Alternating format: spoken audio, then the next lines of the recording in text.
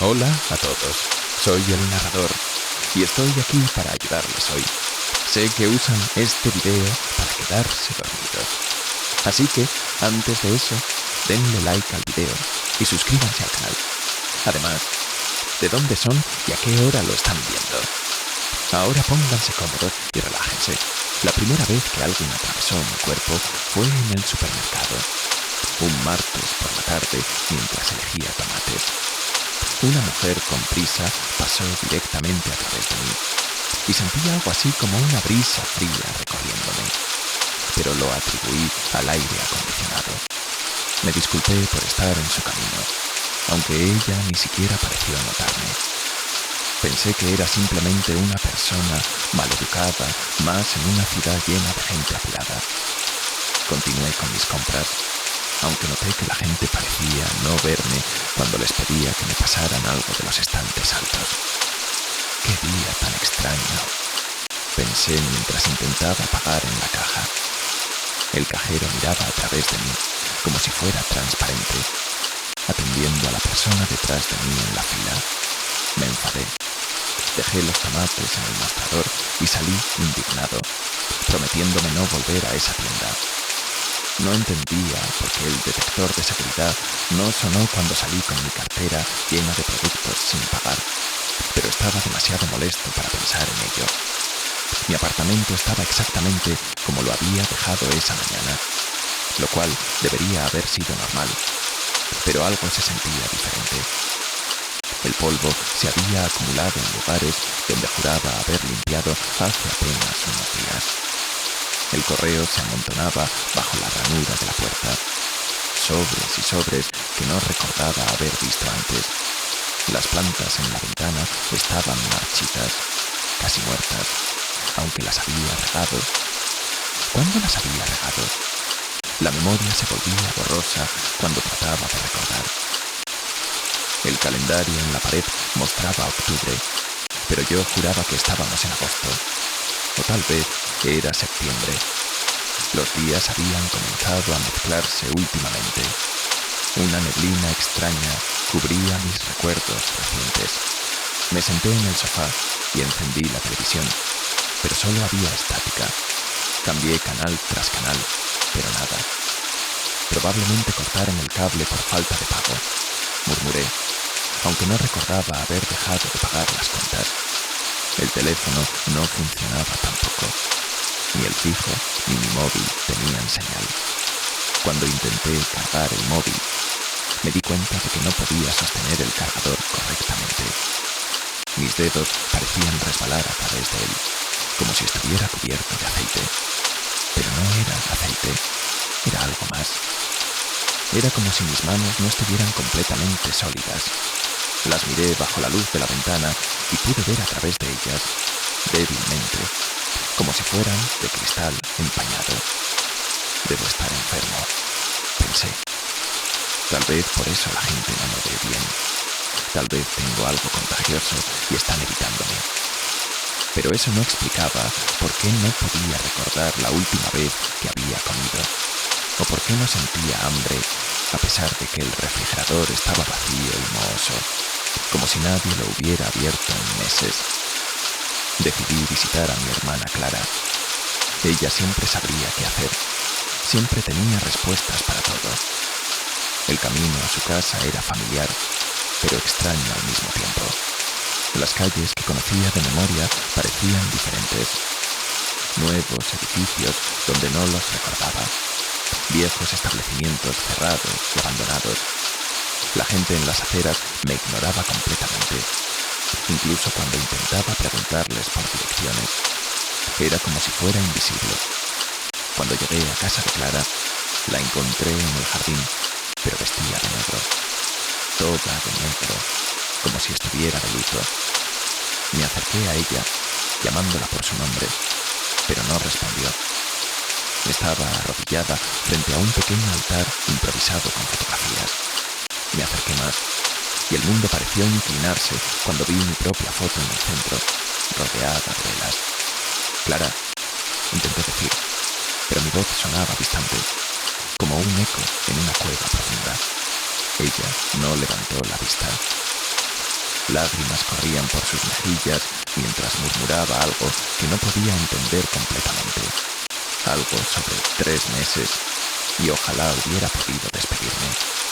Extendí la mano para tocar su hombro, para consolarla, para decirle que estaba allí mismo, pero mi mano la atravesó como si fuera niebla.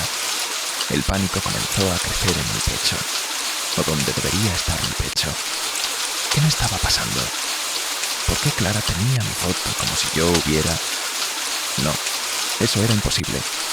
Yo estaba allí, de pie, pensando, sintiendo. Los muertos no piensan. Los muertos no sienten. Los muertos no se confunden sobre por qué su hermana no puede verlos. Corrí de vuelta a mi apartamento, aunque correr no era exactamente la palabra correcta. Era más como deslizarme, flotar, moverme sin sentir realmente mis pies tocando el suelo.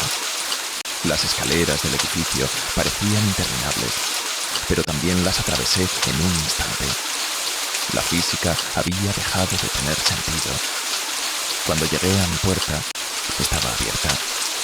Había gente dentro, personas que no conocía, moviendo cajas, empacando mis cosas. «Estate listo para las 3», decía un hombre con un portapapeles. «La familia quiere el apartamento vacío para fin de mes». Mis pertenencias estaban siendo catalogadas, empaquetadas, borradas. Mi vida entera reducida a cajas de cartón etiquetadas para donación. Grité, pero no salió sonido. Golpeé las paredes, pero mis puños las atravesaron sin resistencia. Fue entonces cuando comencé a recordar fragmentos. Imágenes borrosas como fotografías bajo el agua.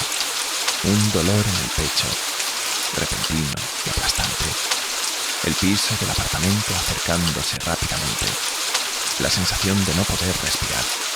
Sirenas en la distancia, cada vez más lejanas. Voces preocupadas que se desvanecían. Y luego, nada. Y luego este estado intermedio donde existía pero no existía. Donde estaba presente pero ausente. Donde podía observar pero no participar. Los recuerdos llegaban en oleadas ahora, cada uno más claro que el anterior. El diagnóstico que había ignorado, las citas médicas que había pospuesto, los síntomas que había atribuido al estrés. La última noche, solo en mi apartamento, sintiendo que algo estaba terriblemente mal, pero siendo demasiado orgulloso para llamar pidiendo ayuda. Me senté, floté, en lo que había sido mi sofá favorito, ahora cubierto con una sábana blanca, y traté de procesar la verdad. Estaba muerto. Llevaba muerto 3 meses, según lo que Clara había dicho. Pero aquí estaba, consciente, pensando, sintiendo una versión fantasmal de emociones. ¿Por qué no había cruzado al otro lado? O lo que sea que se supone que sucede. ¿Por qué estaba atrapado en este limbo, en esta existencia a medias? La respuesta llegó lentamente, como el amanecer filtrándose a través de cortinas pesadas. No podía irme porque no había aceptado irme. Alguna parte de mí se negaba a reconocer la realidad. Se aferraba a la ilusión de la vida con tal fuerza que me mantenía anclado aquí. Los días siguientes eran días. El tiempo había perdido significado. Los pasé observando. Vi a Clara venir al apartamento, llorar mientras revisaba mis cosas, guardar algunas fotografías, mi reloj favorito, una carta que le había escrito años atrás, pero nunca enviado.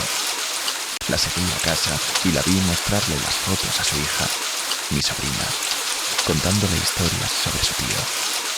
Era terco, decía entre risas y lágrimas, tan terco que probablemente discutiría con la muerte misma si pudiera, si supiera cuán acertada estaba, porque eso era exactamente lo que estaba haciendo, discutiendo con la muerte, negándome a aceptar sus términos, manteniéndome aquí por pura obstinación.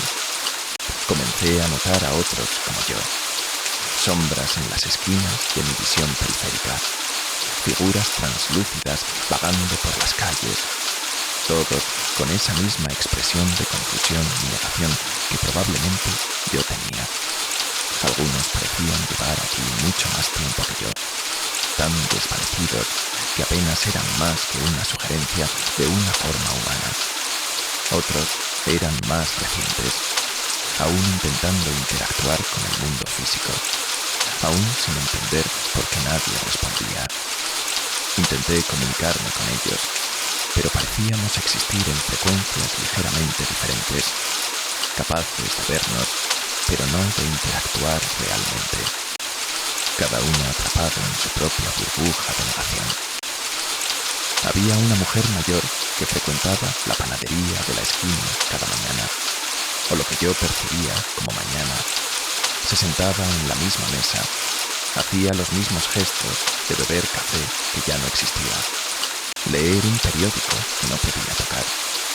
Cuando finalmente nuestras miradas se cruzaron, vi en sus ojos el reconocimiento de nuestra condición compartida. Movió los labios, y aunque no pude escuchar su voz, pude leer las palabras. ¿Cuánto tiempo? No supe si preguntaba cuánto tiempo llevaba yo aquí, o cuánto tiempo llevaba ella. Tal vez ambos. Tal vez el tiempo era irrelevante cuando estabas atrapado entre el ser y el no ser. Visité mi propia tumba, un concepto surrealista si alguna vez hubo uno. La lápida era simple, solo mi nombre, las fechas y hermano y tío amado. El césped sobre la tumba ya había crecido, integrado perfectamente con el resto del cementerio. No había flores frescas, solo un pequeño ramo de plástico que Clara debió haber dejado. Me paré sobre mi propia tumba y traté de sentir algo, cualquier cosa que me conectara con el cuerpo que yacía 2 metros bajo tierra. Pero no había conexión. Ese cuerpo era solo carne inerte, no más yo que la ropa que había usado. Yo era esto ahora, esta consciencia sin ancla, este pensamiento sin cerebro, esta existencia sin vida. Empecé a experimentar con mi nueva realidad. Podía atravesar paredes, pero no podía atravesar el suelo. Podía flotar, pero no podía volar realmente. Podía observar, pero no podía cambiar nada. Era como ser un espectador permanente de una obra en la que alguna vez había sido actor principal. A veces, cuando me concentraba mucho, podía hacer que las luces parpadearan o que los objetos pequeños se movieran ligeramente. Pero el esfuerzo era agotador, si es que un fantasma puede agotarse. Me dejaba sintiéndome más desvanecido, más alejado del mundo físico, como si cada intento de interactuar me costara algo de mi ya tenue conexión con la realidad. Una noche, o lo que yo interpretaba como noche, mientras vagaba por mi antiguo barrio, vi algo que me detuvo en seco.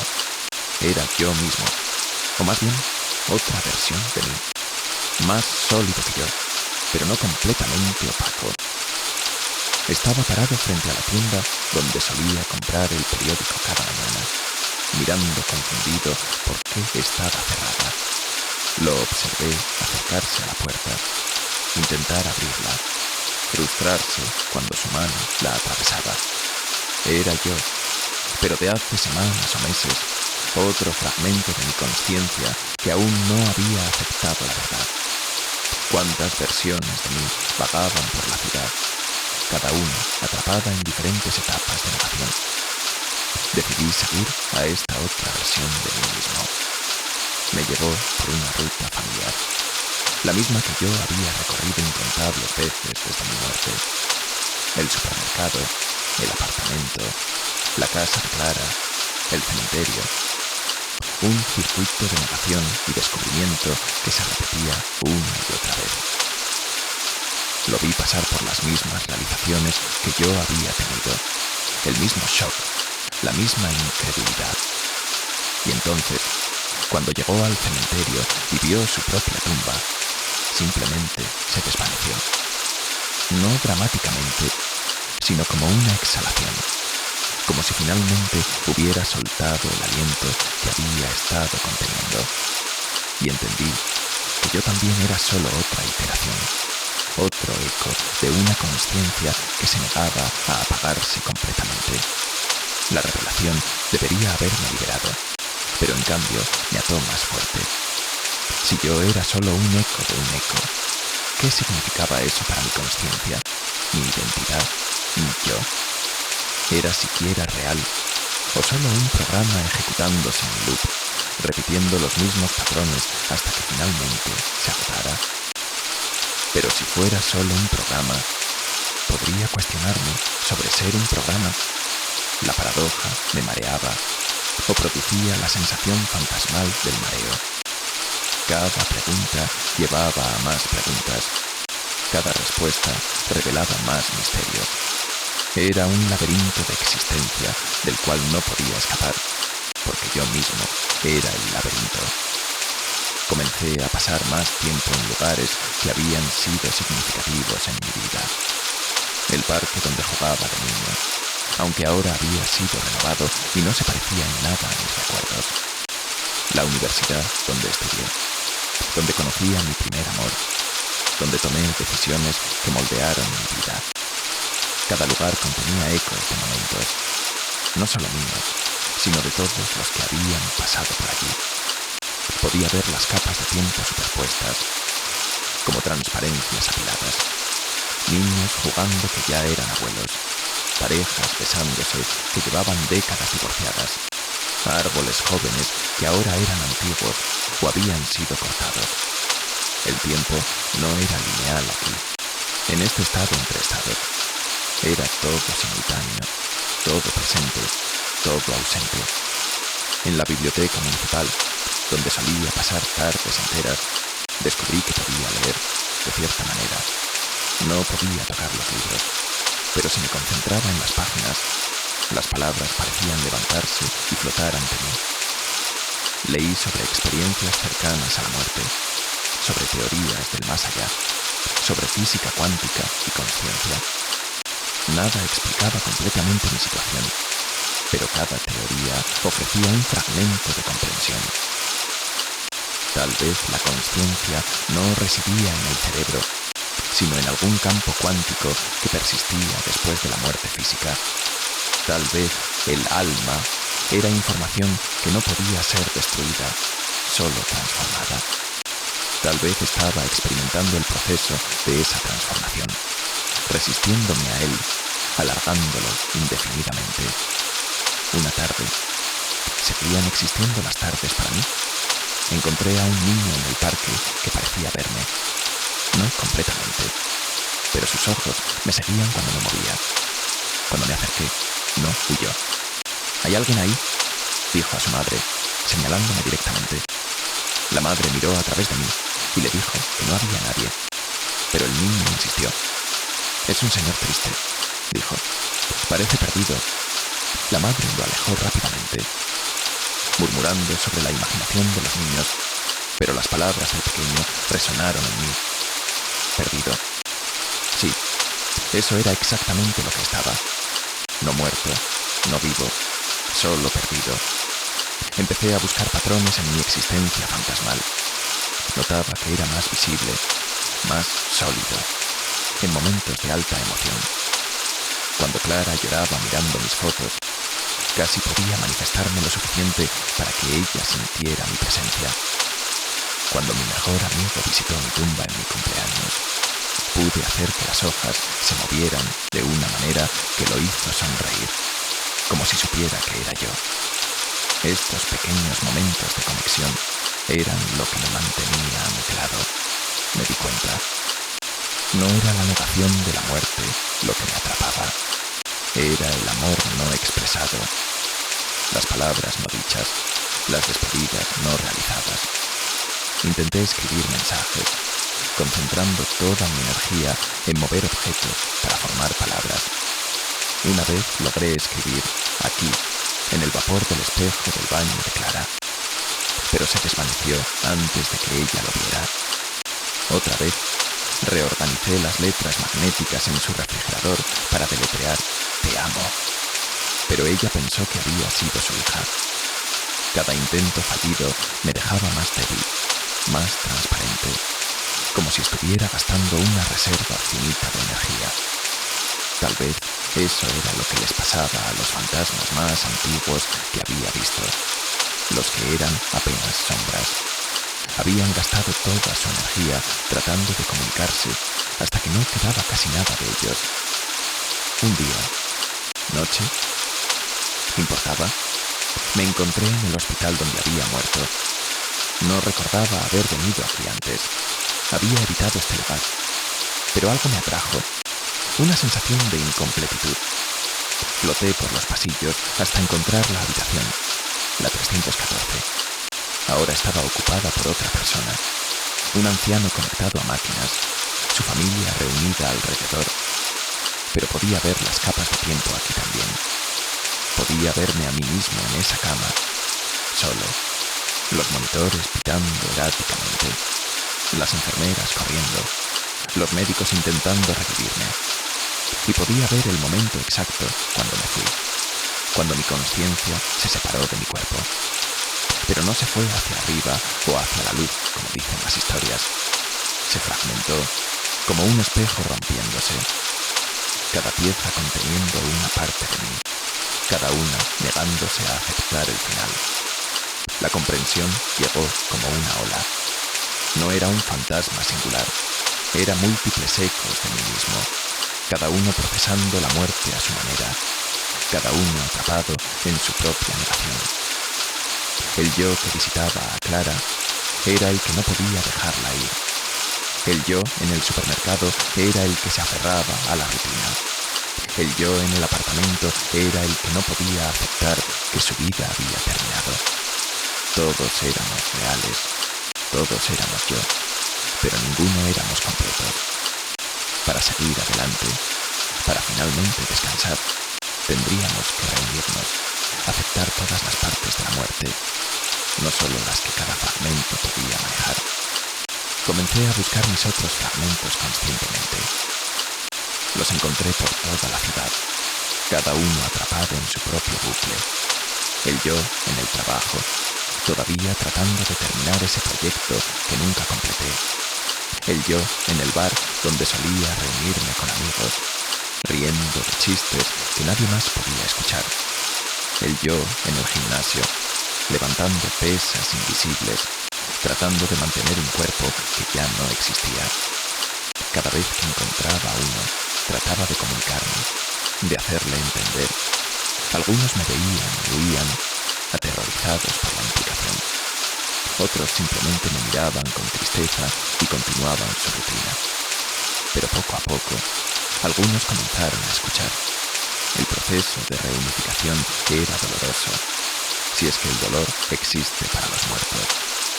Cada fragmento que aceptaba la verdad y se fusionaba conmigo traía sus propios recuerdos del momento de la muerte, sus propios arrepentimientos, sus propias negaciones. Era como morir una y otra vez, cada vez desde una perspectiva diferente, pero también traía completitud.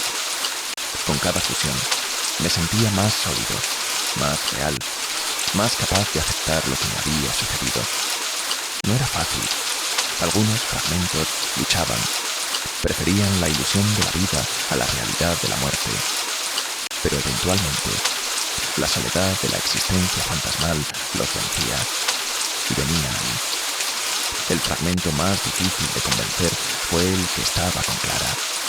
Ese pedazo de mí se negaba a dejarla, convencido de que ella me necesitaba, que mi presencia invisible de alguna manera la protegía o consolaba. Tuve que mostrarle cómo mi presencia en realidad la estaba deteniendo, cómo cada vez que sentía mi presencia y se preguntaba si era real, le impedía sanar, seguir adelante. El amor, aprendí, a veces significa dejar ir, incluso cuando cada fibra de tu ser, o no ser, quiere aferrarse. Cuando ese fragmento finalmente se fusionó conmigo, sentí el dolor más agudo de todos, el dolor de la despedida final. Con casi todos mis fragmentos reunidos, me sentía diferente. No vivo, pero tampoco exactamente muerto. Era algo intermedio, pero más estable, más en paz. Podía ver el mundo con claridad ahora. no a través del filtro de la negación, sino como realmente era, un lugar donde yo ya no pertenecía, pero que había sido mi hogar. Podía ver las conexiones que había dejado, las ondas de mi existencia que aún reverberaban en las vidas de otros. No era inmortalidad, pero era una forma de permanencia. Cada persona que me había conocido llevaba una pequeña parte de mí, cambiada de alguna manera por nuestra interacción. Quedaba un último fragmento, el más escurridizo. Era el yo que existía en el momento exacto de la muerte, el que estaba suspendido entre el último latido y el silencio. Ese fragmento no vagaba por la ciudad, sino que permanecía en el hospital, en la habitación 314, reviviendo ese momento una y otra vez, tratando de cambiarlo, de encontrar la manera de volver. Era el núcleo de mi negación, la parte que simplemente no podía aceptar que todo había terminado. Encontrarlo significaría enfrentar el momento que todos mis otros fragmentos habían estado evitando, el momento real, crudo, definitivo de mi muerte. Volví al hospital una última vez. La habitación 314 estaba vacía ahora, entre pacientes, pero allí estaba él, yo, acostado en una cama que ya no existía, con las manos sobre un pecho que no respiraba, los ojos mirando un techo que había visto por última vez hace meses. Me acerqué lentamente, con cuidado de no asustarlo. Se acabó, le dije suavemente. Lo sé, respondió sin mirarme. Lo he sabido todo el tiempo, pero si lo acepto, si dejo de intentar, entonces realmente estaré muerto. Ya estamos muertos, le dije. Esto no es vivir, es solo existir. Y ni siquiera es eso realmente. Es solo el eco de la existencia, cada vez más débil, cada vez más delgado. Se sentó, o la versión fantasmal de sentarse, y finalmente me miró. Era como mirarme en un espejo, pero un espejo que mostraba no mi apariencia, sino mi esencia. ¿Qué hay después?, preguntó. No lo sé, admití, pero tiene que ser mejor que esto. Esto es solo un limbo que nosotros mismos hemos creado, una prisión construida de negación y miedo. Extendí mi mano hacia él. Es hora de descubrir qué sigue. Dudó, y en su vacilación vi todos mis miedos, todas mis dudas, todo lo que me había mantenido atado a este plano. Pero también vi cansancio, el agotamiento de mantener una existencia que no era existencia. Tomó mi mano, y en el momento en que nos tocamos, todo cambió. No fue una fusión como con los otros fragmentos. Fue una implosión, un colapso hacia adentro, que de alguna manera también era una expansión hacia afuera. Cada momento de mi vida pasó ante mí, no como dicen que sucede cuando mueres, sino como sucede cuando finalmente aceptas que has muerto. Vi el valor de cada momento que había vivido, el peso de cada decisión, la belleza de cada conexión. Y luego vi más allá de mi vida. Vi el tejido del que todos formamos parte, las vidas entrelazadas, las historias superpuestas, la sinfonía de existencia de la cual mi vida había sido una nota. La habitación del hospital se desvaneció, o más bien, yo me desvanecí de ella. Pero no era un desvanecimiento hacia la nada, era un desvanecimiento hacia algo más. Podía sentir una atracción, no hacia la luz como describen las experiencias cercanas a la muerte, sino hacia algo más fundamental.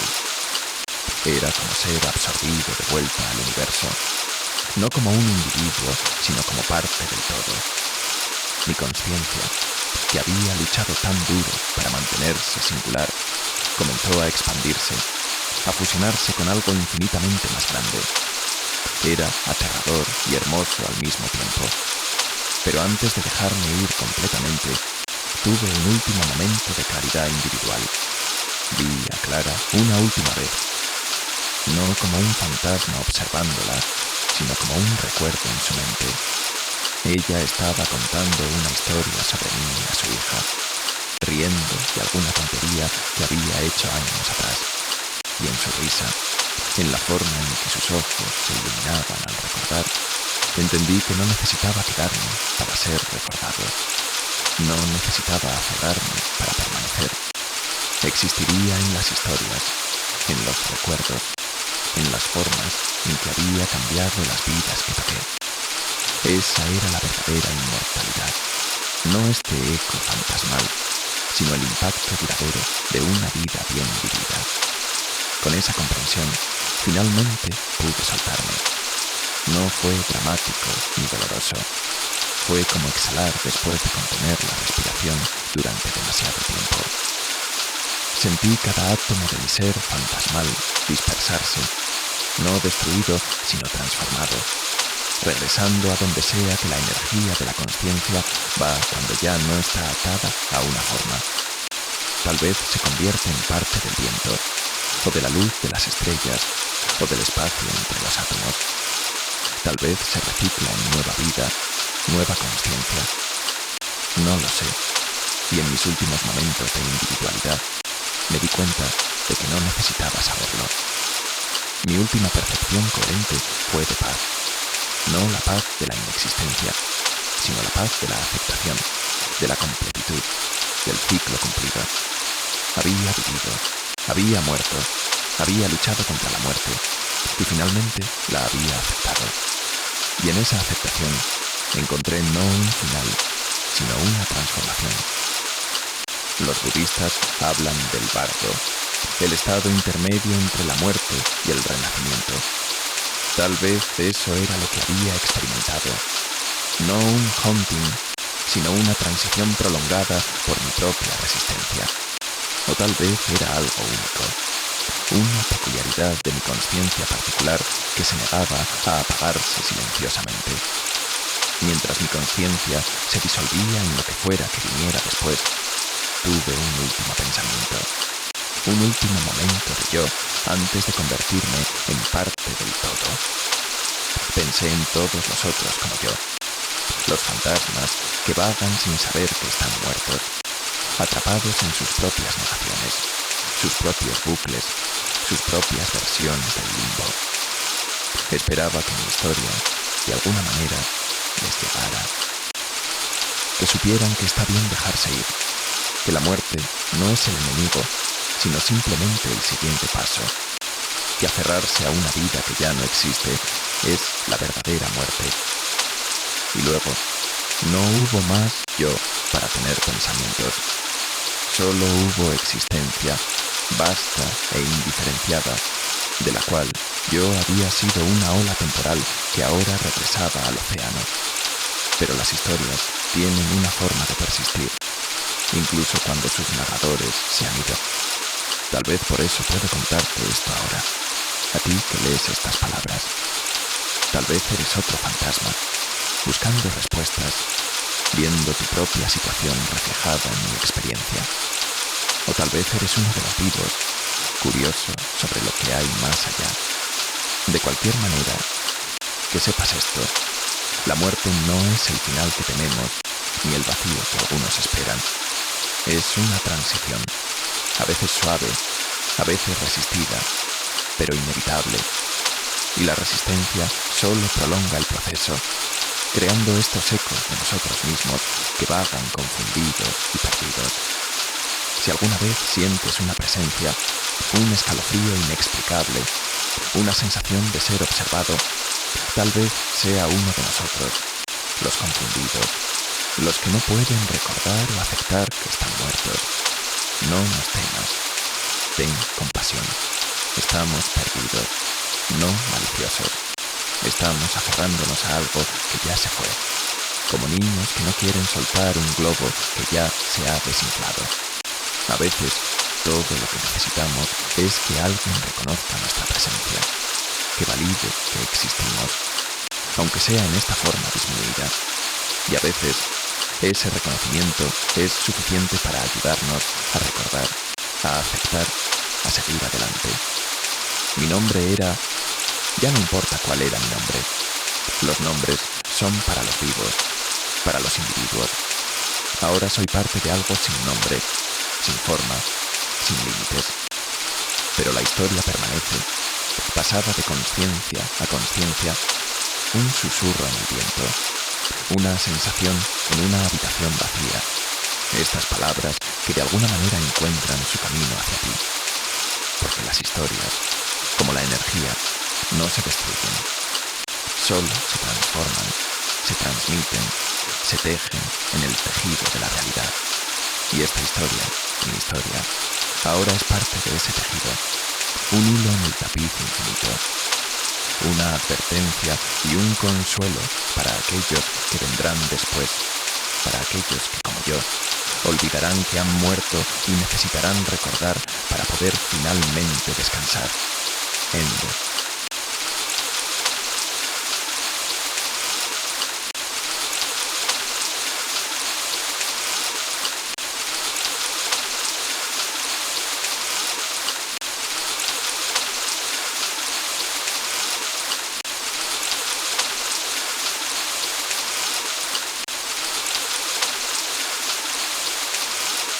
Empezó hace 3 semanas, un jueves por la mañana, mientras me preparaba para otra jornada interminable en la oficina. Me lavaba los dientes frente al espejo del baño, con los ojos medio cerrados por el sueño, cuando lo noté por primera vez. Mi reflejo sonreía. No era una sonrisa normal, no era mi expresión somnolienta habitual. Era una sonrisa amplia, exagerada, que mostraba todos los dientes. El problema era que yo no estaba sonriendo. Mi boca estaba llena de pasta de dientes y espuma. Mis labios fruncidos en concentración mientras cepillaba. Pero mi reflejo me miraba con esa sonrisa perturbadora que no coincidía con mis movimientos. Parpadeé fuerte, sacudí la cabeza y cuando volví a mirar, mi reflejo había vuelto a la normalidad. Necesito más café, pensé, atribuyéndolo al cansancio acumulado de semanas de mal dormir. Pero al día siguiente sucedió otra vez. Esta vez fue mientras me afeitaba y casi me corto cuando vi esa misma sonrisa antinatural en el espejo. Mi mano temblaba sosteniendo la navaja mientras mi reflejo sonreía con una alegría que yo no sentía. Sus ojos, mis ojos, brillaban con algo que no pude identificar, algo entre diversión y malicia. Dejé la navaja en el lavabo y me acerqué al espejo, estudiando mi propio rostro. Cuando me acerqué, la sonrisa de mi reflejo se amplió aún más, imposiblemente amplia, como si las comisuras de sus labios pudieran tocar sus orejas. Retrocedí asustado y salí del baño sin terminar de afeitarme. Durante el resto del día evité todos los espejos, las ventanas, cualquier superficie reflectante. Pero podía sentirlo, esa sensación de ser observado, de que algo me miraba desde cada reflejo que evitaba. Mi novia, Lucía, fue la primera en notar que algo andaba mal. ¿Por qué cubres todos los espejos?, me preguntó cuando vino a mi apartamento ese fin de semana y encontró toallas y sábanas colgadas sobre cada superficie reflectante. No podía decirle la verdad, sonaba demasiado absurdo. Es un experimento, mentí. Leí que pasar tiempo sin verse en el espejo mejora la autoestima. Ella me miró escéptica, pero no insistió. Esa noche, mientras dormíamos, me levanté para ir al baño. Había olvidado cubrir el pequeño espejo del botiquín. Cuando la luz automática se encendió, allí estaba, mi reflejo, de pie en el espejo, sonriendo. Pero esta vez era diferente. Esta vez mi reflejo no estaba imitando mi postura. Yo estaba parado frente al inodoro, pero mi reflejo estaba de frente, mirándome directamente, con esa sonrisa horrible que nunca parpadeaba, nunca vacilaba, nunca se cansaba. ¿Qué quieres?, susurré, sintiéndome ridículo, hablándole a mi propio reflejo. La sonrisa se amplió, si es que eso era posible. Mi reflejo levantó lentamente su mano y señaló hacia mí. No, no hacia mí, hacia algo detrás de mí. Me giré rápidamente, pero no había nada, solo la pared del baño. Cuando volví a mirar el espejo, mi reflejo había vuelto a su posición normal, imitando mis movimientos. Pero la sonrisa permanecía, siempre permanecía. Cerré el botiquín con fuerza y volví a la cama, pero no pude dormir. Podía sentir esa sonrisa en la oscuridad, esperando en cada superficie pulida, en cada charco de agua, en cada pantalla apagada. Los días siguientes fueron una tortura. En el trabajo tuve que inventar excusas para evitar el baño, que tenía una pared entera de espejos. Comencé a usar el baño del piso de abajo, más pequeño y sin espejos. Pero incluso allí, el dispensador de jabón cromado mostraba un reflejo distorsionado donde podía ver esa sonrisa imposible. Mis compañeros comenzaron a preocuparse. «Te ves terrible», me dijo Carlos durante el almuerzo. «¿Cuándo fue la última vez que dormiste bien?» Quería contarle a alguien. Pero ¿cómo explicar que tu propio reflejo ha cobrado vida propia? Que sonríe cuando tú no sonríes, que te observa con una alegría maniática que no entiendes. Una noche, desesperado por respuestas, decidí investigar. Busqué en internet sobre reflejos anómalos, sobre espejos malditos, sobre desórdenes psicológicos que pudieran explicar lo que estaba experimentando. Encontré historias similares. Personas que juraban que sus reflejos actuaban independientemente, pero todos los comentarios los descartaban como esquizofrenia, psicosis o simple sugestión. Pero entonces encontré un foro oscuro, enterrado en las profundidades de la web, donde había una discusión seria sobre el fenómeno. El síndrome del reflejo sonriente, lo llamaban. Aparentemente, no era tan raro como pensaba. Había docenas de testimonios, todos describiendo la misma sonrisa perturbadora, el mismo comportamiento independiente del reflejo. Un usuario, que se hacía llamar Espejo Rothwickel, había publicado una teoría elaborada. Según él, los espejos no solo reflejan la luz, sino también algo más, algo que normalmente no percibimos. Decía que en ciertas condiciones, cuando una persona está bajo extremo estrés o ha experimentado un trauma no procesado, puede ocurrir una fractura entre la persona y su reflejo. El reflejo comienza a mostrar lo que él llamaba la sombra, la parte de nosotros que reprimimos, que negamos, que escondemos incluso de nosotros mismos. Y esa sombra, al ser reconocida, comienza a ganar autonomía.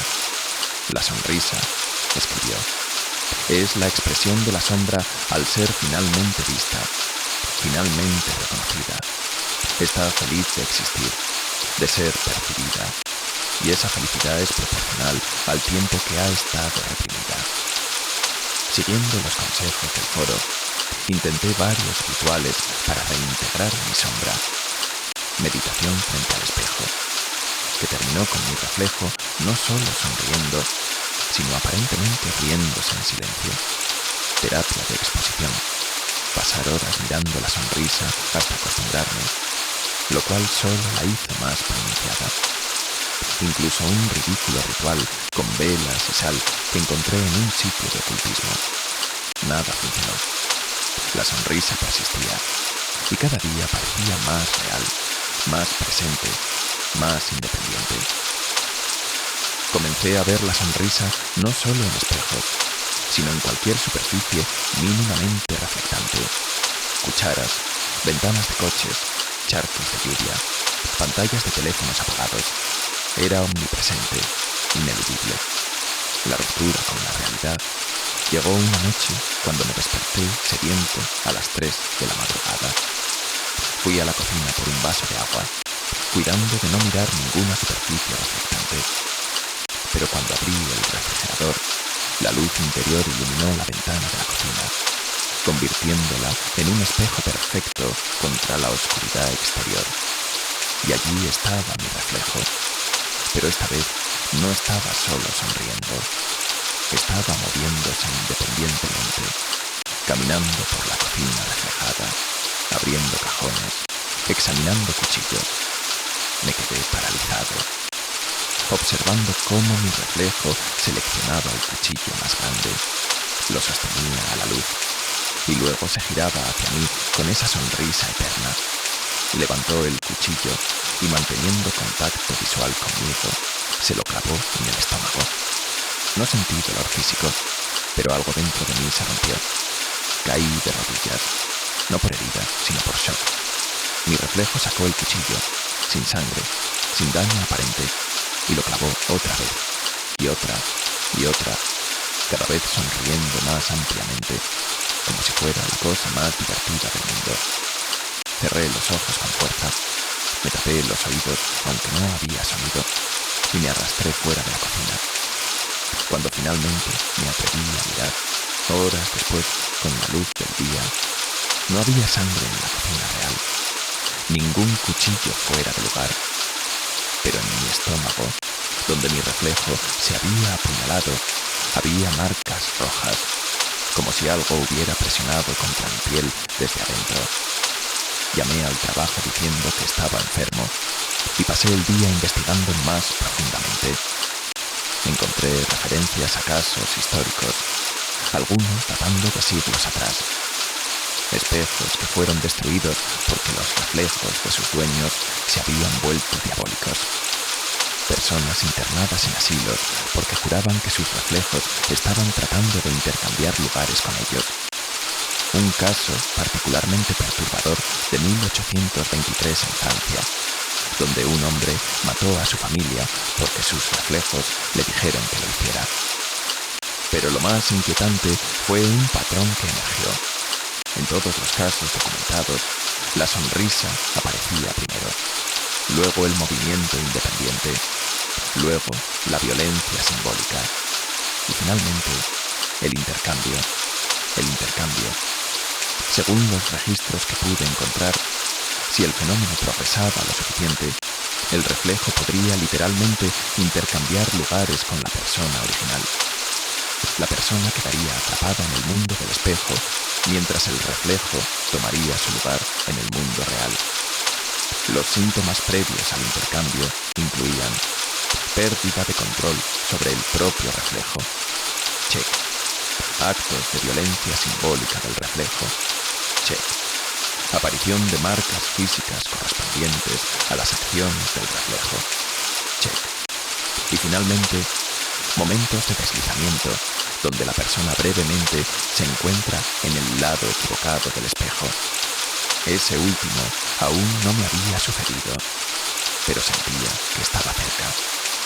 Podía sentirlo en la forma en que mi reflejo me miraba ahora, expectante, ansioso, como un prisionero viendo acercarse el día de su liberación. Decidí tomar medidas drásticas. Si no podía controlar mi reflejo, eliminaría todos los espejos de mi vida. Destrocé cada espejo en mi apartamento con un martillo, cubriendo mi rostro para no ver mi reflejo en los fragmentos. Pinté las ventanas con pintura negra. Deshabilité todas las pantallas. Las cubrí con cinta. Incluso vacié todos los líquidos que pudieran crear superficies reflectantes.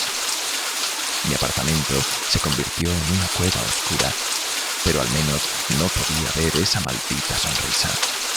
Lucía vino a verme y se horrorizó. «Necesitas ayuda profesional», dijo, viendo el caos que había creado. «Esto no es normal. Esto es...» Se detuvo cuando vio las marcas en mi estómago, que se habían vuelto más pronunciadas, como cicatrices que aparecían sin heridas. La llevé al baño destruido, donde los fragmentos del espejo aún estaban en el suelo. «Mira», le dije, señalando los pedazos. «Dime qué ves en mi reflejo».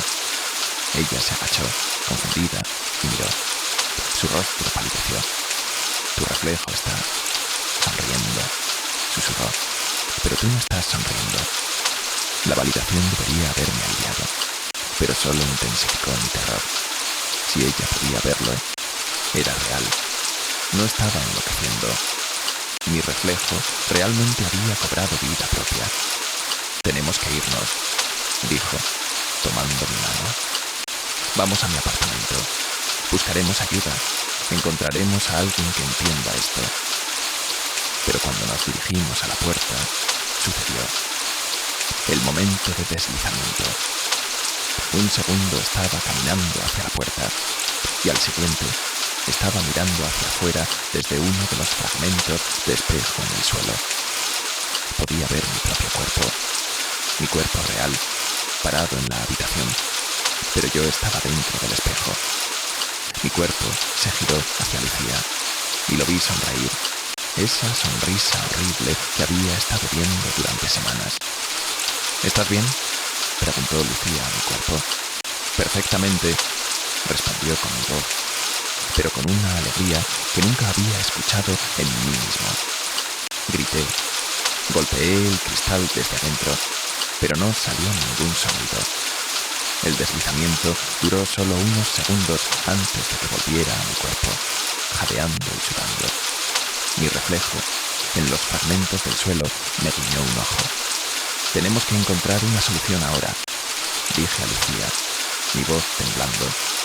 Está empeorando, está tratando de tomar mi lugar.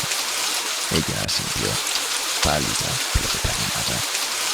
Pasamos la noche investigando juntos, llamando a expertos en lo paranormal, psicólogos, incluso a un sacerdote.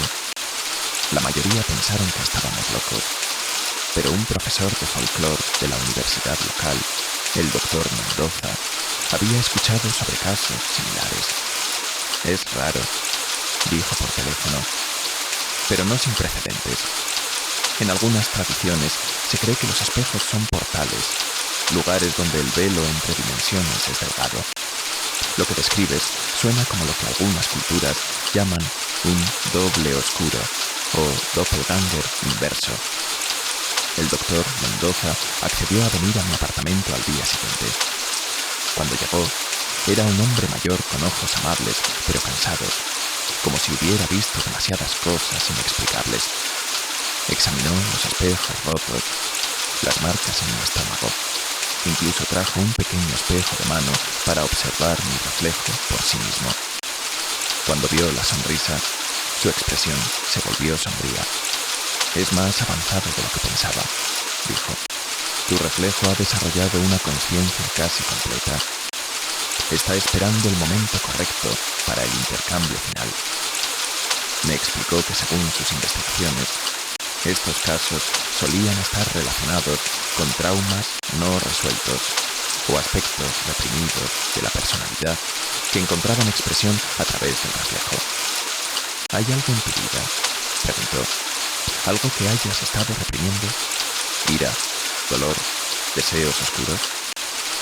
Pensé en mi vida, en la monotonía de mi trabajo, en las expectativas no cumplidas, en los sueños abandonados, en la máscara de normalidad que usaba todos los días mientras por dentro sentía que me estaba muriendo lentamente. Tal vez, admití. ¿Pero no todos reprimimos algo? El doctor Mendoza asintió. Sí, pero en tu caso, esa represión ha encontrado una salida. Tu reflejo es todo lo que no te permite ser, salvaje, libre, sin restricciones, y está cansado de estar encerrado en el espejo. Propuso un ritual, no para destruir el reflejo, sino para negociar con él. Es parte de ti, explicó. No puedes destruirlo sin destruirte a ti mismo. Necesitas encontrar un equilibrio, un acuerdo. El ritual requería que me sentara frente a un espejo durante toda una noche, comunicándome con mi reflejo, tratando de entender qué quería, qué necesitaba. Era peligroso, admitió. Si mi voluntad flaqueaba, el reflejo podría tomar control permanentemente. Pero era la única opción, además de vivir el resto de mi vida evitando todos los reflejos, lo cual, como señaló, era insostenible. Los reflejos están en todas partes, en los ojos de las personas, en el agua, en las superficies pulidas. No podía escapar para siempre. Esa noche, con Lucía y el doctor Mendoza como testigos y apoyo, me senté frente al único espejo intacto que quedaba en mi apartamento. Un espejo de cuerpo entero que había estado cubierto en mi dormitorio. Cuando quité la sábana, allí estaba mi reflejo, sonriendo como siempre, pero ahora había algo más en sus ojos. Anticipación. Sabía lo que estábamos haciendo. Hola, dije, sintiéndome absurdo. Mi reflejo no movió los labios, pero escuché su voz en mi cabeza. Mi propia voz, pero distorsionada, como si viniera desde muy lejos o muy adentro. Finalmente hablas conmigo, dijo. He estado esperando tanto tiempo. ¿Qué quieres? Pregunté directamente. La sonrisa de mi reflejo se amplió. Quiero vivir, respondió. Quiero sentir el sol sin el filtro del cristal. Quiero tocar, saborear, experimentar. He estado atrapado aquí, viendo tu vida desperdiciada, viendo cómo desperdicias cada oportunidad de ser realmente libre, realmente vivo. Me das asco y envidia al mismo tiempo. Sus palabras dolían porque había verdad en ellas. Había estado viviendo una vida a medias, una existencia segura pero vacía. Pero si tomas mi lugar, dije, ¿qué pasa conmigo? Mi reflejo se encogió de hombros. Te conviertes en lo que yo soy ahora, el observador, el prisionero, el que sonríe porque es lo único que puede hacer. La negociación duró horas. Mi reflejo propuso un intercambio temporal. Me daría una semana en el espejo mientras él vivía mi vida, y luego cambiaríamos de nuevo. Rechacé inmediatamente. Propuse compartir el cuerpo, alternando días. Mi reflejo se rió. Una experiencia horrible. Escuchar tu propia risa llena de desprecio. Sugirió que podríamos fusionarnos, combinar nuestras conciencias. Pero el doctor Mendoza advirtió que eso podría resultar en locura completa. Mientras negociábamos, sentía mi energía drenándose. Mi reflejo parecía fortalecerse con cada hora que pasaba, su imagen haciéndose más sólida mientras yo me sentía más translúcido. Fue Lucía quien propuso la solución. ¿Y si no se trata de uno u otro?, dijo. ¿Y si se trata de integración? No fusión completa, sino aceptación. Tú, me miró. Necesitas aceptar las partes de ti que has estado negando. Y tú, miró al espejo. Necesitas entender que la vida real viene con consecuencias, responsabilidades, dolor real, no solo el dolor de la observación. Mi reflejo dejó de sonreír por primera vez en semanas. ¿Cómo?, preguntó, y había genuina curiosidad en su voz. El doctor Mendoza intervino. Un pacto. Ambos acuerdan coexistir. Tú, me señaló, dejas de reprimir tus impulsos, tus deseos, tu verdadero ser. Y tú, señaló al espejo, dejas de intentar escapar. Aceptas tu rol como la sombra, pero una sombra reconocida, valorada, consultada. Era una solución imperfecta, pero era mejor que las alternativas.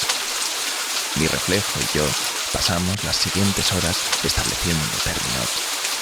Yo prometí vivir más auténticamente, dejar de esconderme detrás de máscaras sociales, perseguir lo que realmente quería en lugar de lo que se esperaba de mí. Mi reflejo prometió dejar de intentar tomar mi lugar, dejar de sonreír constantemente, lo cual, admitió, había comenzado como una forma de llamar mi atención y se había convertido en un hábito, y servir como un recordatorio visual de mi verdadero ser. Sería mi conciencia externalizada, mi honestidad brutal reflejada. Cuando ambos estuvimos de acuerdo, algo cambió. La sonrisa de mi reflejo se suavizó, convirtiéndose en algo más genuino, menos maniático. Y yo sentí algo liberarse dentro de mí, años de tensión que no sabía que estaba cargando. Los días siguientes fueron un ajuste. Mi reflejo ya no sonreía constantemente, pero tampoco imitaba exactamente mis movimientos. A veces, cuando me miraba en el espejo, mi reflejo negaba con la cabeza si estaba a punto de tomar una decisión cobarde. Otras veces, asentía con aprobación cuando me atrevía a decir lo que realmente pensaba. Era desconcertante, pero también liberador. En el trabajo, finalmente le dije a mi jefe lo que pensaba sobre las políticas absurdas de la empresa. Esperaba ser despedido, pero en cambio, me respetó más por mi honestidad. Con Lucía dejé de pretender que todo estaba bien cuando no lo estaba, y nuestra relación se profundizó. Pero el pacto tenía un precio. A veces experimentaba lo que llamaba sangrado, momentos donde los pensamientos de mi reflejo se filtraban en mi mente. Impulsos oscuros, deseos violentos, fantasías que me asustaban. El doctor Mendoza me aseguró que era normal, que todos tenemos esos pensamientos, pero la mayoría los reprimen tan profundamente que nunca los reconocen. Ahora yo no tenía esa opción. Mi sombra estaba siempre visible, siempre presente, imposible de ignorar. Tuve que aprender a convivir con mi oscuridad en lugar de negarla, a reconocerla sin actuar sobre ella, a entender que tener pensamientos oscuros no me hacía malvado, solo humano. Un mes después del pacto, tuve mi primera conversación real con mi reflejo. No negociación, no confrontación, solo conversación. Le pregunté sobre su experiencia, cómo era existir solo en reflejos. Es como estar en todas partes y en ninguna parte, me dijo. Existo en cada superficie reflectante simultáneamente, pero también fragmentado. Cada espejo muestra una versión ligeramente diferente, cada uno capturando un aspecto diferente. Es enloquecedor y esclarecedor al mismo tiempo. Le pregunté si se arrepentía de no haber tomado mi lugar cuando tuvo la oportunidad. A veces, admitió, pero luego veo cómo has cambiado, cómo te has vuelto más real, más completo, y entiendo que mi rol es necesario. Soy tu honestidad externalizada. Sin mí, volverías a dormirte, a vivir en piloto automático. 3 meses después, mi vida había cambiado irreconociblemente. Había dejado mi trabajo sin alma y comenzado mi propio negocio. Había propuesto matrimonio a Lucía. Mi reflejo aplaudió cuando lo hice. Había reconectado con viejos amigos que había alejado, admitiendo mis fallas y trabajando para repararlas. Pero lo más importante, había dejado de tener miedo de mí mismo. La sonrisa de mi reflejo, que una vez me aterrorizó, ahora era un recordatorio de que había partes de mí que querían más, que merecían más, que no se conformarían con menos. No era perfecta esta coexistencia. Había días donde mi reflejo se volvía inquieto, donde intentaba pequeñas rebeldías, como no seguir mis movimientos o hacer muecas cuando yo trataba de ser serio. Y había días donde yo resentía su presencia constante, su juicio silencioso, su recordatorio implacable de mi potencial no realizado. Un año después del incidente original, el doctor Mendoza vino a visitarnos. Estaba escribiendo un paper sobre nuestro caso, con nombres cambiados, por supuesto. Es el caso más exitoso de integración de sombra que he documentado, dijo. La mayoría termina en locura o en supresión completa de uno u otro aspecto. Pero ustedes han encontrado un equilibrio. Le pregunté si había otros como yo, personas viviendo con reflejos conscientes. Más de los que imaginas, respondió. Pero la mayoría nunca habla de ello. Es más fácil fingir que todo es normal, que sus reflejos son solo reflejos. Me preguntó si alguna vez me arrepentía de no haber elegido la ignorancia, de no haber simplemente evitado los espejos para siempre. Miré en mi reflejo, que por una vez estaba perfectamente sincronizado conmigo, y ambos negamos con la cabeza al mismo tiempo. La verdad es que mi reflejo me salvó. de una manera retorcida. Me salvó de una vida de mediocridad autoimpuesta, de la muerte lenta del alma que viene de negar quién eres realmente. Sí, fue aterrador. Sí, casi me destruyó, pero al final me completó. Ahora, cuando me miro en el espejo, no veo un enemigo o un prisionero. Veo mi verdad sin filtros, mi ser completo, las partes que amo y las que temo, todas sonriendo o frunciendo el ceño según el momento lo requiera. Mi reflejo ya no sonríe constantemente, pero cuando lo hace, es una sonrisa real, una que yo también siento, porque finalmente estamos alineados. Finalmente somos uno, aunque existamos en dos lados diferentes del cristal. Lucía a veces bromea diciendo que se casó con dos personas, yo y mi reflejo. No está completamente equivocada. Mi reflejo ha sido parte de cada decisión importante, cada momento crucial. Durante nuestra boda, juré que podía verlo en cada superficie reflectante del salón, asintiendo con aprobación.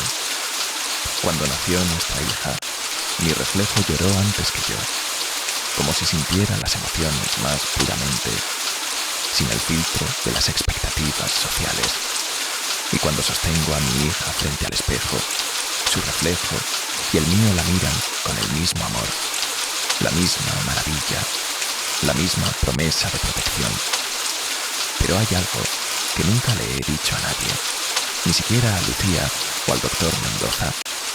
A veces, tarde en la noche, cuando todos duermen, voy al baño y miro fijamente al espejo. Mi reflejo y yo no hablamos, solo nos miramos, y en esos momentos siento que el velo entre nosotros se adelgaza. Puedo sentir lo que es estar del otro lado, la soledad de existir solo en reflejos, la frustración de ser siempre el observador, nunca el participante. Y mi reflejo puede sentir el peso de la existencia física, las responsabilidades, los dolores, las limitaciones de la carne. En esos momentos entendemos que ninguno de nosotros tiene la mejor parte del trato. Ambos estamos prisioneros, solo en diferentes tipos de celdas. Últimamente he notado algo nuevo. Mi hija, que ahora tiene 2 años, habla con su reflejo. No de la manera en que los niños normalmente juegan con espejos, sino conversaciones reales, como si su reflejo le respondiera. Lucía dice que es normal, que los niños tienen amigos imaginarios. Pero yo sé mejor. Veo cómo su reflejo a veces se mueve un segundo antes que ella, cómo sonríe cuando ella está seria. El ciclo continúa, la sombra se hereda, la dualidad persiste. Debería estar preocupado, pero no lo estoy. Ella crecerá sabiendo su verdad completa desde el principio. No tendrá que pasar por el terror del descubrimiento tardío como yo. El doctor Mendoza dice que mi caso ha abierto nuevas áreas de investigación. Hay teorías ahora sobre la consciencia dividida, sobre si todos tenemos reflejos conscientes que simplemente han aprendido a imitar perfectamente, sobre si los espejos son realmente portales a dimensiones paralelas donde versiones alternativas de nosotros viven vidas inversas. No sé si creo en todo eso, solo sé mi verdad. Mi reflejo es real, está consciente, y es tanto mi salvación como mi condena. Es el precio de la autenticidad completa, de vivir sin máscaras, de aceptar cada aspecto de uno mismo.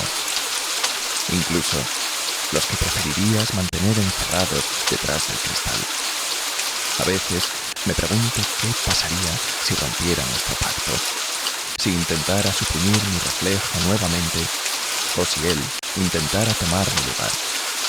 Pero luego recuerdo esas semanas de terror, la sonrisa constante, la amenaza del intercambio, y sé que nuestro equilibrio actual, por imperfecto que sea, es mejor que la alternativa. Vivimos en simbiosis ahora, dos mitades de un todo, separadas por una barrera de cristal que es tanto prisión como protección. Mi reflejo ya no sonríe constantemente, pero cuando lo hace, es genuino. Y cuando frunce el ceño, es honesto. Es mi verdad sin filtros, mi ser sin máscaras, la parte de mí que nunca puede mentir. Esta es mi vida ahora. Cada espejo es una ventana a mi alma. Cada reflejo una conversación con mi verdadero ser. No es normal, no es cómodo, pero es real. Y en un mundo donde todos usan máscaras, donde todos fingen ser algo que no son, tener un reflejo que se niega a fingir es tanto una maldición como una bendición. Mi reflejo no dejó de sonreír porque yo lo obligara. Dejó de sonreír porque finalmente tenía razón para hacerlo, porque finalmente estaba siendo visto, reconocido, aceptado. Y ahora sonríe solo cuando hay verdadera alegría. Frunce el ceño cuando hay verdadero dolor. Y me mira con una honestidad que nadie más puede ofrecerme. Si alguna vez notas que tu reflejo no coincide perfectamente, si ves una sonrisa cuando no estás sonriendo, no entres en pánico. Tal vez es solo tu sombra tratando de decirte algo, tratando de mostrarte las partes de ti que has enterrado tan profundamente que has olvidado que existen. Escúchalo. Puede ser aterrador, puede cambiar todo lo que crees saber sobre ti mismo, pero al final, la verdad, incluso una verdad sonriente y aterradora en el espejo, es mejor que una vida de mentiras perfectamente reflejadas. Mi reflejo ya no sonríe constantemente, pero cuando lo hace, yo también sonrío, porque finalmente, después de todo el terror y la negociación, somos uno, dividido solo por el cristal, unido por la verdad. End.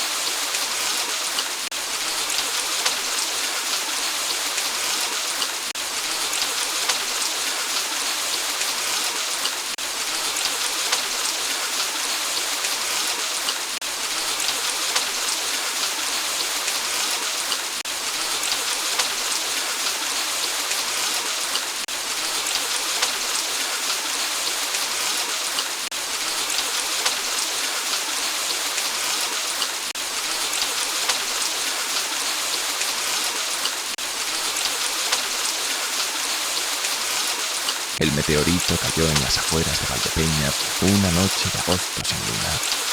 Y aunque el evento fue registrado por varios observatorios astronómicos, nadie le dio mayor importancia. Era pequeño, del tamaño de una pelota de fútbol según los informes, y había caído en un campo baldío lejos de cualquier estructura habitada. Los periódicos locales le dedicaron apenas una columna en la página 6, mencionándolo como una curiosidad científica menor. Yo era el geólogo asignado por la universidad para recoger muestras, un trabajo rutinario que debería haberme tomado medio día como máximo. Llegué al sitio del impacto una mañana calurosa, esperando encontrar el típico cráter pequeño y algunos fragmentos de roca espacial. Lo que encontré cambiaría no solo mi vida, sino la de todos en el pueblo, de maneras que aún ahora, mientras escribo esto desde mi escondite, me cuesta comprender completamente. El cráter era más profundo de lo esperado, casi 3 metros, con bordes perfectamente circulares que parecían haber sido cortados con precisión quirúrgica en lugar de formados por impacto. En el centro, el meteorito yacía intacto, lo cual era inusual. La mayoría se fragmentan al entrar en la atmósfera o al impactar. Este estaba completo. Su superficie negra como el vacío del espacio, pero con vetas iridiscentes que parecían moverse bajo la luz del sol, como aceite sobre agua, pero con colores que no podría nombrar. Colores que parecían existir fuera del espectro visible normal. Cuando me acerqué con mis instrumentos, el contador Geiger permaneció silencioso, pero mi magnetómetro enloqueció, la aguja girando frenéticamente como si el campo magnético alrededor del meteorito estuviera en constante flujo. Tomé las muestras con cuidado, usando guantes gruesos y pinzas especializadas. pero cuando rocé accidentalmente la superficie con mi mano enguantada, sentí algo extraño. No fue dolor ni calor, sino una sensación de reconocimiento, como si el meteorito me conociera, como si hubiera estado esperándome. Sacudí la cabeza, atribuyéndolo al calor del día y a mi imaginación hiperactiva. Empaqué las muestras en contenedores especiales y cargué el meteorito completo en mi camioneta, planeando llevarlo al laboratorio de la universidad. Durante el viaje de regreso al pueblo, miraba constantemente por el espejo retrovisor, no para ver el tráfico, sino para verificar que el meteorito seguía ahí. Había algo en él que me inquietaba y fascinaba a partes iguales. Esa noche, en lugar de ir directamente a la universidad, decidí llevar el meteorito a mi casa. Me justifiqué diciéndome que era tarde, que el laboratorio estaría cerrado, pero la verdad era que no quería compartir mi descubrimiento todavía. Lo coloqué en mi garaje, sobre una mesa de trabajo, y lo estudié bajo diferentes luces. Las vetas iridiscentes parecían responder a mi presencia, brillando más intensamente cuando me acercaba, atenuándose cuando me alejaba. Tomé fotografías, pero en cada imagen el meteorito aparecía diferente, como si se negara a ser capturado en una forma estática. En algunas fotos parecía más grande, en otras más pequeño, y en una particularmente inquietante parecía estar flotando ligeramente sobre la mesa. Fue cuando fui al baño antes de dormir que noté el primer cambio. Mi reflejo en el espejo del baño parecía diferente, no drásticamente, sino sutilmente alterado.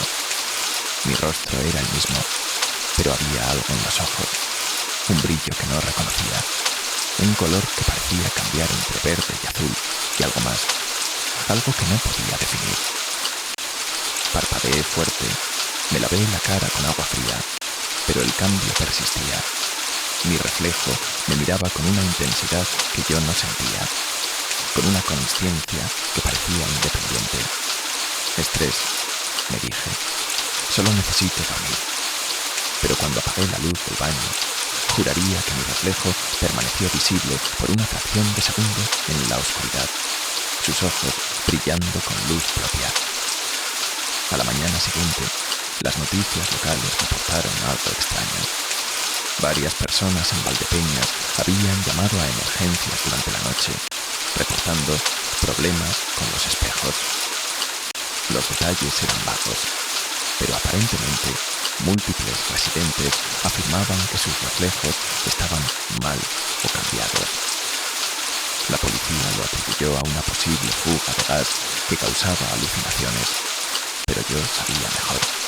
Estas personas vivían todas en un radio de 5 kilómetros del lugar donde había caído el meteorito. De alguna manera, su influencia se estaba extendiendo. Corrí al garaje para verificar el meteorito y casi grité cuando lo vi. Había crecido. No mucho, tal vez unos centímetros de diámetro, pero definitivamente era más grande. Y las vetas iridiscentes ahora pulsaban con un ritmo regular, como un latido. Decidí que era hora de llevar el meteorito a la universidad, pero cuando intenté moverlo, descubrí que pesaba muchísimo más que el día anterior. Necesité un montacargas para cargarlo en la camioneta. Durante el trayecto, cada vez que pasaba por una zona poblada, veía gente en las calles, mirándose en ventanas de tiendas, retrovisores de coches, cualquier superficie reflectante, todos con expresiones de confusión y miedo. En un semáforo, una mujer golpeaba frenéticamente el espejo lateral de su coche, gritando que ese no era su rostro. Un hombre había roto el escaparate de una tienda y sangraba mientras insistía en que su reflejo tenía los ojos de su padre muerto. En la universidad, el doctor Ramírez, jefe del departamento de geología, me esperaba con ansiedad. ¿Has experimentado los cambios?, fue lo primero que preguntó.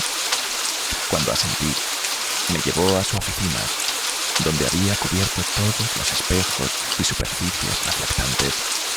Comenzó anoche, explicó. Mi reflejo tiene la cara de mi abuelo cuando era joven, los mismos rasgos exactos de las fotografías antiguas, pero eso es imposible. Me mostró una foto familiar antigua y efectivamente el parecido era innegable. No es solo parecido, continuó, es él.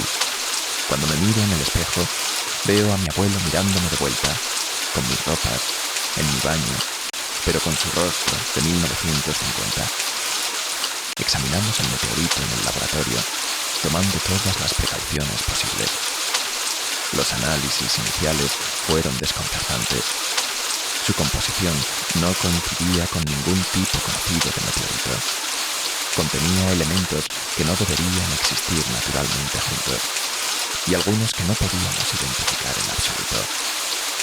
Pero lo más extraño era su estructura cristalina interna. Cuando lo sometimos a rayos X, las imágenes mostraban lo que parecían ser patrones fractales infinitos, estructuras dentro de estructuras que se repetían hasta escalas subatómicas, y en el centro, algo que parecía moverse, cambiar, evolucionar mientras lo observábamos. El doctor Ramírez teorizó que el meteorito podría estar emitiendo algún tipo de radiación desconocida que afectaba la percepción o tal vez la realidad misma de los reflejos.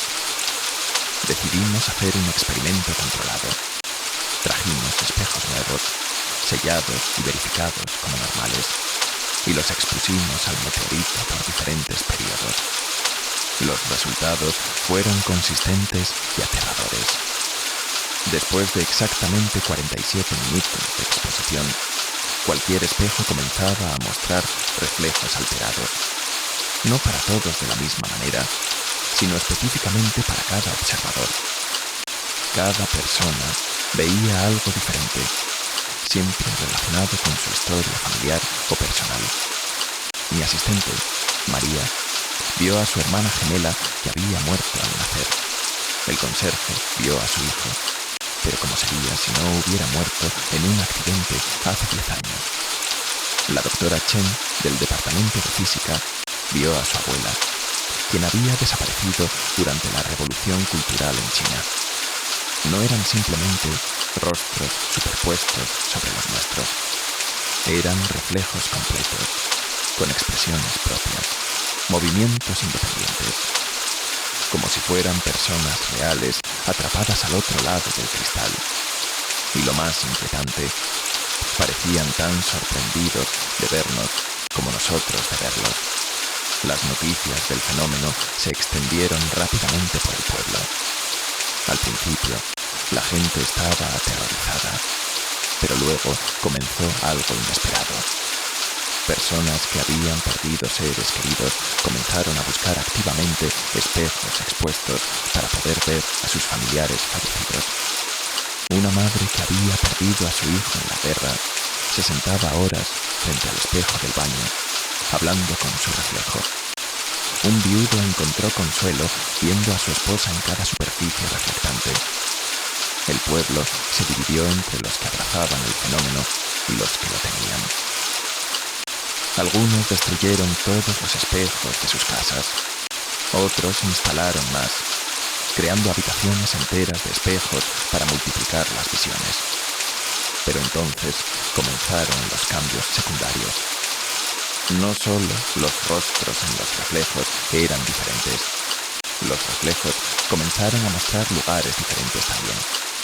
Mi reflejo, que mostraba el rostro de mi bisabuelo, que nunca conocí, aparecía no en mi baño moderno, sino en lo que parecía ser una casa del siglo XIX. Podía ver muebles antiguos, luz de velas, incluso otras personas de época moviéndose en el fondo. Era como si los espejos se hubieran convertido en ventanas no solo a otras personas, sino a otros tiempos. El doctor Ramírez teorizó que el meteorito de alguna manera estaba debilitando las barreras entre dimensiones temporales, permitiendo que diferentes líneas de tiempo se superpusieran en los reflejos. La situación escaló cuando algunos reflejos comenzaron a intentar comunicarse. Al principio fueron gestos simples, movimientos de labios que formaban palabras silenciosas. Luego, algunos juraron escuchar susurros viniendo de los espejos. Mi propio reflejo bisabuelo comenzó a escribir mensajes en el vaho del espejo. Mensajes en un español antiguo que tuve que traducir. Advertencias sobre el meteorito, sobre otros que habían caído antes, sobre civilizaciones enteras que habían sido reflejadas fuera de la existencia. Los mensajes eran fragmentados, desesperados, como si mi bisabuelo desde su tiempo pudiera percibir el peligro que enfrentábamos. El gobierno intervino cuando el fenómeno se extendió más allá de Valdepeñas. Pueblos vecinos comenzaron a reportar cambios en los reflejos. Un equipo de científicos militares llegó y puso en cuarentena el meteorito, pero era demasiado tarde. El efecto se había vuelto autosostenible. Incluso con el meteorito aislado en una cámara de contención de plomo, los cambios continuaban extendiéndose. Peor aún, el meteorito seguía creciendo dentro de su contenedor. Las mediciones mostraban que su masa aumentaba exponencialmente, violando las leyes de conservación de la materia. Estaba absorbiendo algo, tal vez energía de otra dimensión, tal vez algo más fundamental. Una noche, 3 semanas después del impacto inicial, ocurrió lo impensable. Los reflejos comenzaron a salir de los espejos, no físicamente, al principio, sino como proyecciones, sombras tridimensionales que podían moverse por las habitaciones. Mi bisabuelo reflejo se sentó en mi sala, translúcido pero visible, y tuvimos nuestra primera conversación real. Me contó sobre su tiempo, sobre su vida, pero también sobre su confusión. Desde su perspectiva, yo era el reflejo, el fantasma del futuro que había aparecido en todos sus espejos. Para él, su tiempo era el real y el mío era la anomalía. Ambos éramos reales, ambos éramos reflejos, dependiendo del punto de vista. El doctor Ramírez hizo un descubrimiento crucial analizando los patrones de los cambios. No eran aleatorios. El meteorito parecía estar conectando a las personas con sus líneas de sangre a través del tiempo, creando puentes genealógicos que trascendían la muerte y el tiempo lineal. Era como si estuviera reuniendo a todas las versiones de las familias a través de las generaciones, colapsando el pasado y el presente en una simultaneidad imposible. Pero había un propósito detrás de esto. Los mensajes de los reflejos, cuando se compilaban y traducían, formaban una advertencia coherente. El meteorito no era un simple objeto espacial, era una semilla, un catalizador diseñado para preparar mundos para algo llamado la convergencia. Según los RED,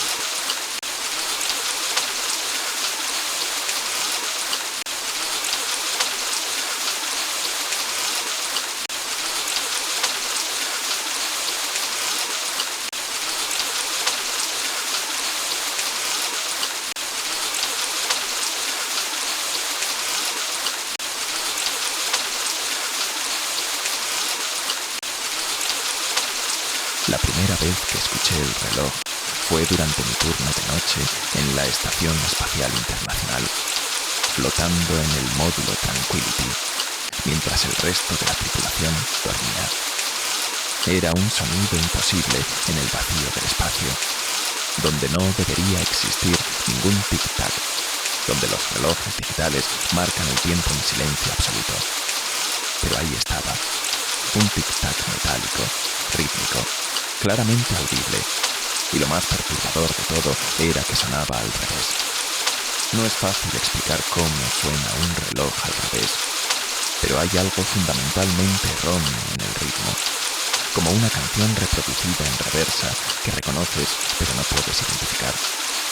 Busqué por todo el módulo, revisé cada panel, cada experimento, cada pieza de equipo, pero no encontré nada que pudiera producir ese sonido. Cuando se lo mencioné a mi comandante, Natasha, a la mañana siguiente, me miró con preocupación y sugirió que tal vez necesitaba más descanso.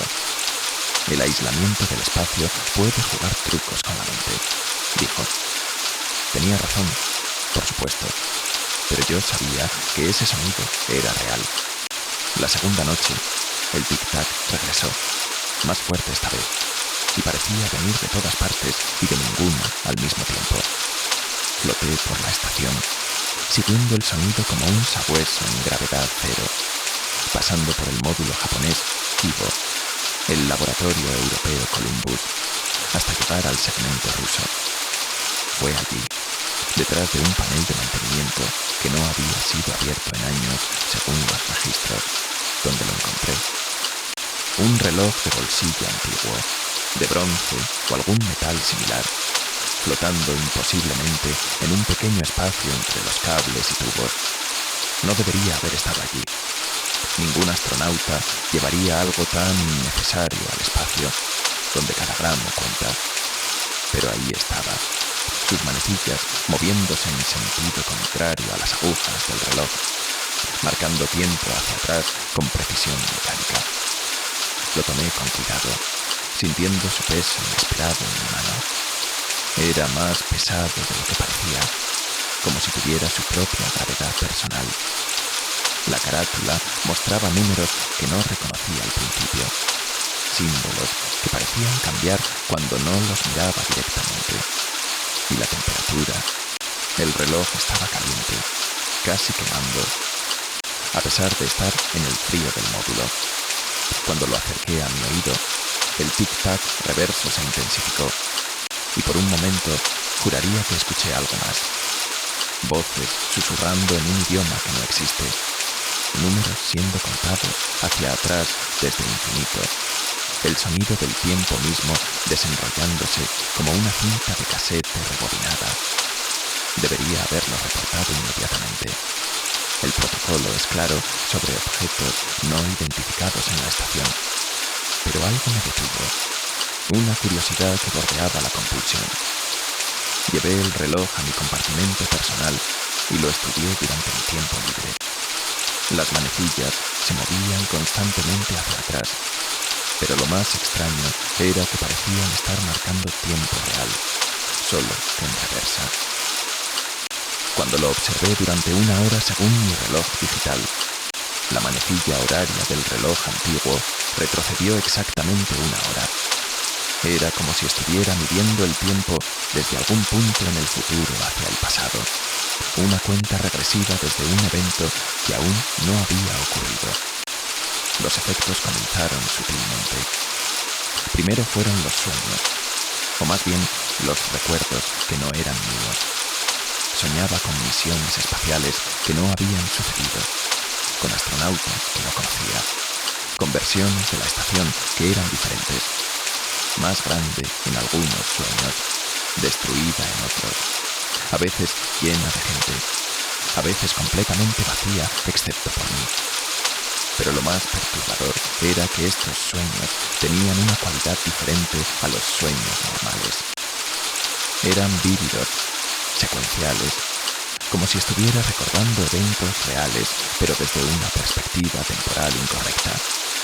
En uno de estos sueños recuerdos, vi a un astronauta que se parecía a mí, pero mayor, mucho mayor, guardando el reloj en el mismo panel donde yo lo había encontrado, murmurando algo sobre cerrar el círculo.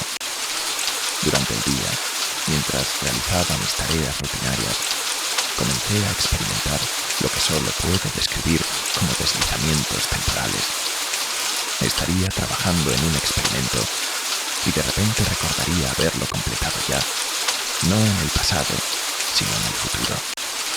Sabía los resultados antes de terminar. Conocía las conclusiones antes de analizar los datos. Al principio pensé que era déjà vu extremo, pero era más específico, más preciso. Predije una falla en el sistema de soporte vital 3 días antes de que ocurriera, no porque diera señales de advertencia, sino porque lo recordaba sucediendo. Cuando finalmente ocurrió exactamente como lo había recordado, mis compañeros de tripulación comenzaron a mirarme de manera extraña. Natasha me confrontó una semana después de encontrar el reloj. «Hay algo diferente en ti», dijo durante una comida compartida mientras los demás dormían. «Tus informes, mencionas cosas que no han sucedido, corriges errores antes de que ocurran, y hay momentos en que pareces desfasado, como si estuvieras unos segundos adelante o atrás del resto de nosotros». No podía mentirle, no completamente. Le mostré el reloj, esperando que me creyera loca y me relevara del deber. Pero cuando lo vio, su rostro palideció. Mi abuela me contó sobre algo así, susurró. Un reloj que apareció en la estación Mir antes de su desorbitación. El cosmonauta que lo encontró. Él predijo el fin de la estación. Cada detalle, cada fecha. Pensaron que estaba loco hasta que todo sucedió exactamente como dijo. Me explicó que había rumores, leyendas entre los cosmonautas rusos veteranos sobre objetos que aparecían en el espacio, objetos que no deberían existir, que no podían haber sido llevados arriba. Los llamaban anacronismos orbitales. Algunos decían que eran restos de futuros alternativos. Otros que eran anclas temporales dejadas por civilizaciones que aún no existían. Pero todos concordaban en una cosa. Interactuar con ellos cambiaba a la persona de maneras fundamentales. Deberías deshacerte de él, me advirtió Natasha. Lánzalo al espacio, destrúyelo, lo que sea necesario. Pero cuando intenté hacerlo esa noche, no pude. Mis manos se negaban a soltar el reloj, como si estuviera soldado a mi palma. Los deslizamientos temporales empeoraron. Comencé a experimentar conversaciones antes de que sucedieran, respondiendo preguntas que aún no se habían hecho, reaccionando a eventos segundos o minutos antes de que ocurrieran. Mis compañeros de tripulación estaban cada vez más nerviosos a mi alrededor. Durante una videoconferencia con control de misión, respondí a todas las preguntas del director de vuelo antes de que las hiciera, creando un diálogo imposible donde mis respuestas precedían a sus preguntas. El video de esa conferencia fue clasificado inmediatamente y recibí órdenes de someterme a evaluación psicológica. Pero fue durante una caminata espacial cuando todo cambió. Estaba fuera de la estación, realizando mantenimiento rutinario en los paneles solares, cuando el reloj, que había guardado en mi bolsillo interior del traje, comenzó a vibrar.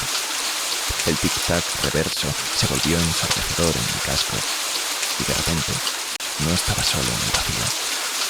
Podía ver otras versiones de la estación superpuestas sobre la actual, una más primitiva que parecía de los años 70, otra increíblemente avanzada con módulos que desafiaban la geometría euclidiana, y una que era solo escombros flotando en órbita. Y en cada versión había una figura en traje espacial, flotando exactamente donde yo estaba, todas sosteniendo el mismo reloj. Entendí entonces que el reloj no estaba simplemente moviéndose hacia atrás en el tiempo. Estaba conectando todos los momentos en que existió o existiría en este punto específico del espacio. El espacio, me di cuenta, tiene memoria, y el reloj era una especie de llave que permitía acceder a esa memoria. Todas las versiones de mí, pasadas y futuras, que habían encontrado o encontrarían el reloj, estaban conectadas a través de él. Éramos como cuentas en un collar temporal, cada una consciente de las otras en grados variables. El yo más viejo, el que había visto guardar el reloj en mi sueño recuerdo, me habló. Su voz clara en mi casco, a pesar de la imposibilidad de la comunicación. El reloj elige a uno en cada ciclo, dijo. Alguien para mantener la continuidad, para asegurar que ciertos eventos sucedan o no sucedan. Eres el guardián de esta iteración, como yo fui del mío, como serás del próximo. Me explicó que el tiempo en el espacio no funciona como en la Tierra. Sin la gravedad completa del planeta, sin el campo magnético completo, el tiempo es más maleable, más susceptible a anomalías. El reloj era un regulador, un mecanismo de corrección que aseguraba que ciertas líneas temporales permanecieran estables. Pero tiene un costo, continuó, y pude ver a través de su visor cómo su rostro era el mío, pero marcado por décadas que yo no había vivido. Vivirás cada momento múltiples veces, desde múltiples perspectivas. Tu presente se convertirá en tu pasado y tu futuro simultáneamente. Cuando regresé a la estación después de la caminata espacial, todo había cambiado. O más bien, mi percepción de todo había cambiado. Podía ver las capas temporales de la estación, los ecos de cada persona que había estado allí, las sombras de los que estarían.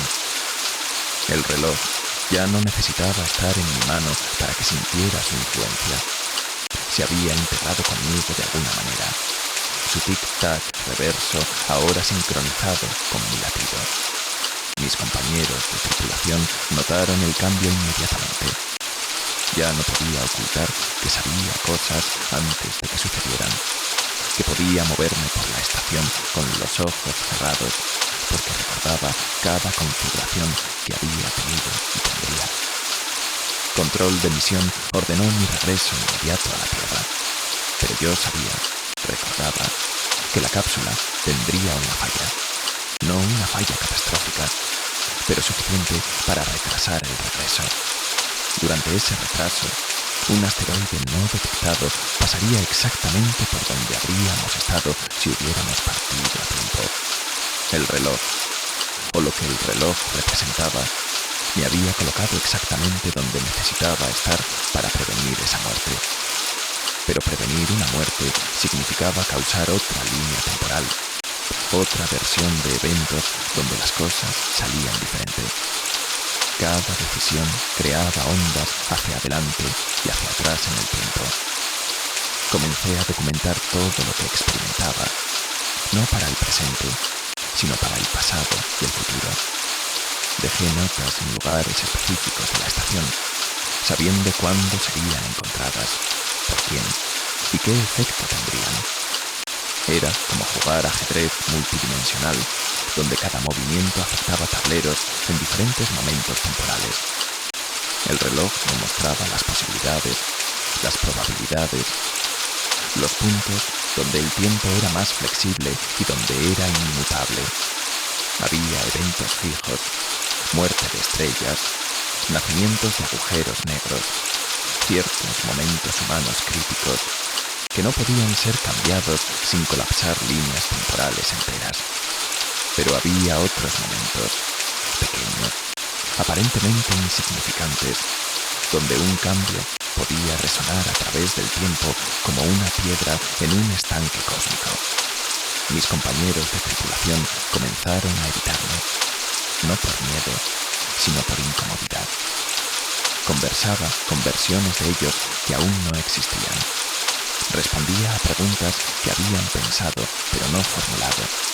A veces los llamaba por nombres que tendrían en el futuro después de matrimonios o divorcios que aún no habían ocurrido. Natasha fue la única que mantuvo contacto regular conmigo, fascinada y aterrorizada en igual medida. ¿Qué ve cuando me mira?, preguntó una noche. Te veo en todas tus edades, respondí honestamente. Te veo como la niña que soñaba con el espacio, como la mujer que eres ahora, como la anciana que serás, contando esta historia a tus nietos. Todas simultáneamente, todas reales. El reloj comenzó a mostrarme más que solo la estación. Durante los periodos de sueño, que ya no eran realmente sueño, sino viajes a través de las capas del tiempo, vi el futuro del programa espacial, las colonias en Marte, las naves generacionales hacia otras estrellas. Pero también vi los fracasos, las tragedias, las líneas temporales donde la humanidad nunca salía de la Tierra, donde la estación era el pico de nuestra exploración antes de un colapso. El reloj me mostraba estos futuros no como profecías, sino como posibilidades, cada una dependiente de decisiones pequeñas tomadas en el presente. Un experimento realizado o no realizado, una comunicación enviada o retenida, un tornillo apretado o dejado ligeramente suelto. La presión de este conocimiento era aplastante. Cada acción que tomaba o no tomaba tenía consecuencias que podía ver desplegarse a través del tiempo. Salvar una vida aquí podría condenar a miles en otro momento. Prevenir un accidente podría causar uno peor. El reloj no me daba respuestas. Solo me mostraba las preguntas en toda su complejidad temporal. Comencé a entender por qué mi yo futuro había escondido el reloj donde yo lo encontraría. Era un ciclo necesario, un loop que mantenía ciertas constantes mientras permitía que otras variables cambiaran. Una noche, mientras flotaba en la cúpula observando la Tierra girar debajo, el reloj hizo algo nuevo. Dejó de hacer tic-tac. Por primera vez desde que lo encontré, hubo silencio. Pero no era un silencio vacío. Era un silencio lleno de potencial, como el momento entre la inhalación y la exhalación. Y en ese silencio vi el momento para el cual el reloj había estado contando hacia atrás. No era un evento catastrófico, ni un momento de triunfo. Era simplemente un momento de decisión, no mío, sino de alguien en la Tierra. Un niño en este momento, que en 30 años tomaría una decisión sobre financiar o no una misión específica. Una misión que encontraría algo en Europa, la luna de Júpiter, algo que cambiaría la comprensión humana de la vida y el tiempo. El reloj había estado contando hacia atrás, hacia ese momento, desde ese futuro punto de decisión.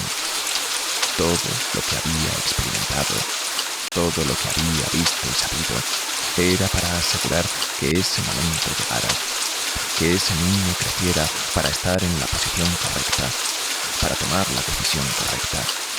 Y mi papel era mínimo pero crucial. Tenía que enviar un mensaje específico a la Tierra. Un dato de un experimento que inspiraría a una maestra a mostrar algo específico en clase, que inspiraría a ese niño a interesarse en la exploración espacial. Una reacción en cadena a través del tiempo, orquestada por un reloj que se movía hacia atrás. Envié el mensaje, un conjunto simple de datos sobre cristalización de proteínas en microgravedad, sabiendo exactamente cómo sería malinterpretado, reinterpretado y eventualmente usado en una clase de ciencias de secundaria en Ohio.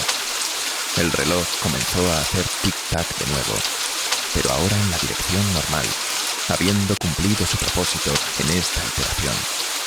Pero yo había sido cambiado permanentemente. No podía dejar de ver las capas del tiempo. No podía dejar de experimentar momentos múltiples veces. Era como si el reloj hubiera reescrito mi percepción de la realidad, haciéndome parcialmente desfasado del flujo temporal normal. Cuando finalmente regresé a la Tierra, meses después de lo programado, llevé el reloj conmigo, sabiendo que tendría que esconderlo eventualmente para que una versión más joven de mí lo encontrara en el futuro pasado. Los psicólogos de la NASA no podían explicar mi condición. Las resonancias magnéticas mostraban actividad cerebral anormal, patrones que sugerían que mi cerebro estaba procesando información de manera no lineal. Pero no estaba loco, solo desincronizado. Podía funcionar, podía vivir una vida aparentemente normal, pero siempre estaría parcialmente en otro momento, viendo los ecos del pasado y las sombras del futuro. Años después, o antes, la distinción había perdido significado.